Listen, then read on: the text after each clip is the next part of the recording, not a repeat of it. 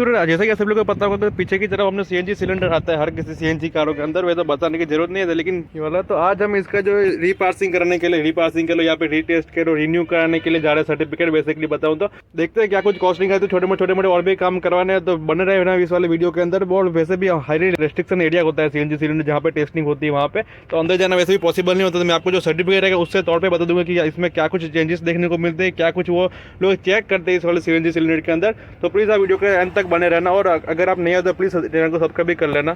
जाते हो इस बार सिलेंडर को रीटेस्ट करवाने यहाँ पे सर्टिफिकेट रिन्यू जो भी कर आप, तो उसमें सीएनजी पूरा सिलेंडर खाली करना पड़ता है। तो मेरे पास अभी पेट्रोल में चल रहा था, बिल्कुल भी सीएनजी नहीं है।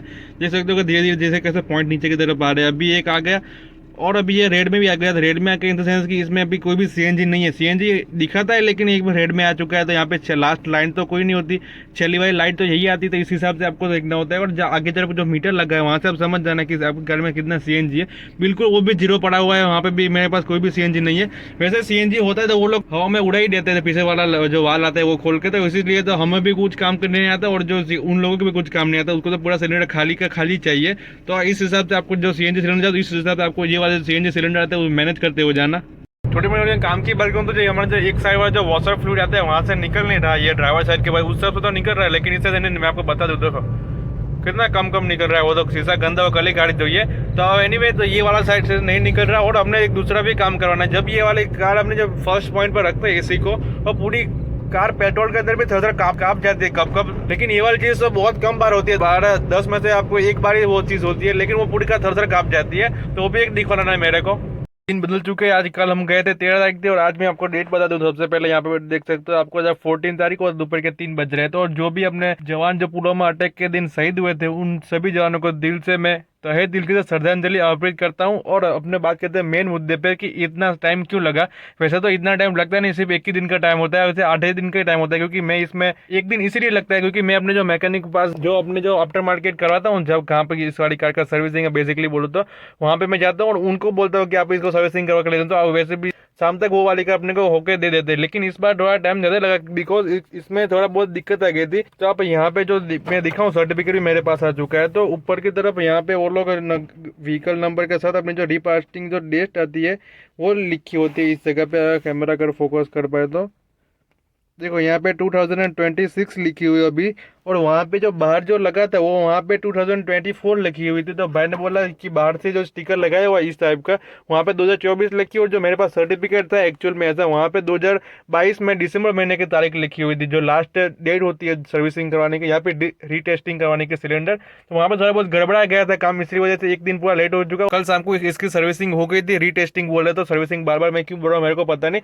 तो बताता हूँ मैं आपको कि इसमें सर्टिफिकेट में होता क्या। इस पर थोड़ी बहुत रीटेस्ट भी थोड़ा ज्यादा हुआ, 2200 रुपये मेरे लगभग इसमें लग गए। अगर मैंने अभी तक प्राइसिंग नहीं बताया, मैं बता देना चाहता हूँ कि प्राइसिंग इसमें लगभग हमारे 2200 रुपये खर्च हो गए थे। छोटे मोटे काम है। अगर हमारा जो वॉशर नहीं चल रहा था और थोड़ी बहुत मैंने बताया था कि इसमें जो फर्स्ट पॉइंट पे कार पूरी थर कांपने लगती थी, वो भी रिसोल्व चुके हैं। उसका तो कोई पैसा नहीं लिया, लेकिन इसमें जो 2200 रुपये हो गए तो उसका मैं बताना चाहता हूँ। तो वो तो सिर्फ साफ ही करना था, वॉशर फ्लूइड वहाँ से नहीं आ रहा। इनफैक्ट मैं आपको करके दिखा देता हूँ, क्यों मैं हवा में बातें कर रहा हूँ। देखो आ रहा है दोनों साइड से पानी। जो आते थे सर्टिफिकेट का क्या कुछ इस वाले के अंदर देखने को मिल जाएगा। देखो इस बार अभी जो इसमें ये वाली लास्ट टेस्टिंग डेट आता है वो मेरे को नहीं पता किस से 2019 में लिखी हुई है, लेकिन जो टेस्टिंग डेट आती है वो 13 फरवरी 2023 लिखी हुई है। नेक्स्ट अपनी जो टेस्टिंग डेट आएगी वो आएगी 12/2/2026 में।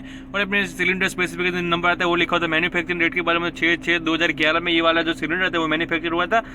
ये फिटिंग परमिशन के बारे में तो 29/6 महीना और 2011 के अंदर ये वाली जो परमिशन डेट आ गई थी। इसके बाद में यहाँ से अपनी मेन कलाकारी शुरू होती है, जो इस जगह से अपनी वाल्व इंस्पेक्शन होता है। जो सीएनजी का पीछे वाल्व लगा था, ये सेफ्टी वाल्व बोल सकते हो। वहाँ पे जो प्रेशर हाई होता है वहाँ से वो उड़ जाता है और पूरी की पूरी गैस निकल जाती है वहाँ से। वहाँ पे सेटिस्फैक्ट्री लिखा हुआ है। उसके साथ जो विजुअल इंस्पेक्शन आता है वहाँ पे सेटिस्फैक्ट्री लिखा हुआ है। यहाँ पे सिलेंडर थ्रेटलिंग की बात करो या फिर इंटरनल इंस्पेक्शन की बात करो, साथ में पेंटिंग की बात करो तो पेंट अगर उसमें कुछ दिक्कत आती है तो यहाँ पे लिखा होता है कि पेंटिंग की दिक्कत है। बेसिकली बता जो पेंट हुआ है वो अपने जो सिलेंडर के ऊपर जो लाल कलर और सफेद कलर होता है वो होता है यहाँ पे।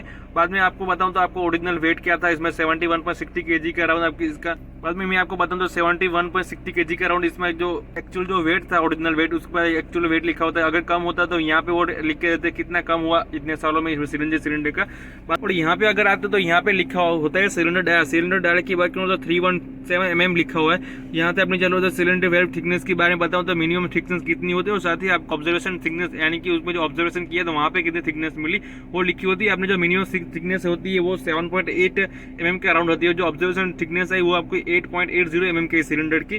साथ ही यहाँ पे लिखा होता है thickness at centre bottom part में कितनी थिकनेस होनी चाहिए, वहाँ पे लिखे 30.70 mm मिनिमम होनी चाहिए। अपनी आई 14.80, तो यहाँ पे भी वो टेस्टिंग अपने जो सिलेंडर थे वो पास हो गया।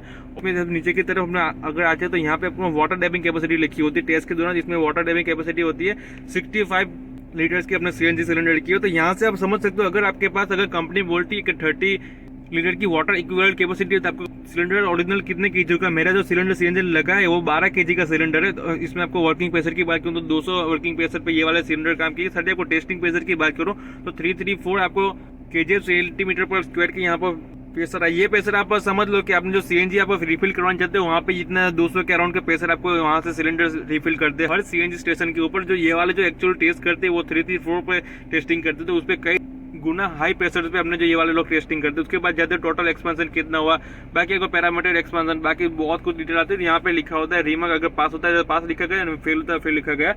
और जो ये वाला सर्टिफिकेट की बात करो तो ये वाला जो सर्टिफिकेट में ओरिजिनल इन द सेंस की जो टेस्टिंग करके ये वाले लोग बताते, बाकी फर्जी वाला तो बहुत ज्यादा इसमें होता है। सीएनजी सिलेंडर के अंदर कोई भी छाप के दे देता है इतना, लेकिन ये वाले जब अगर काम करते हो तो पूरी तसल्ली बख्श काम करो कि आपको अपनी फैमिली के साथ चलना होता है, या फिर अपने अगर चलते हो टैक्सी में तो उसमें पैसेंजर भी आपके साथ बैठे हुए तो उसके जान के लिए खतरा ना हो, तो ये सब कराते हैं। खतरा कभी होता नहीं, लेकिन कई बार हो जाता है। और कई बीच में तो रूल्स भी ऐसा, अगर आपके पास सीएनजी सिलेंडर का सर्टिफिकेट नहीं है तो आप सीएनजी रिफिल नहीं करा सकते। बहुत जगहों पे ये सिस्टम भी चलती है, बहुत जगहों पे ये वाली सिस्टम नहीं भी चलती। तो मेरा काम बताना था आपको इसके बारे में। तो होपफुली जो मैंने बातें बताई आपको समझ में आ गई होगी इसके बारे में। तो बस इतना कुछ था इस वाले सीएनजी सिलेंडर के अंदर, और ये वाला सर्टिफिकेट का पूरी की पूरी मैंने बातें बताई। जो आपको अगर बातें कोई रहेगी हो तो प्लीज कम से कम बता देना, वहाँ पे अगर नहीं होता वहाँ पे बता दूंगा मैं आपको। तो होप करता हूँ कि ये वाला वीडियो आपको अच्छा लगा तो प्लीज लाइक शेयर सपोर्ट हो जाना video. Thank you so much.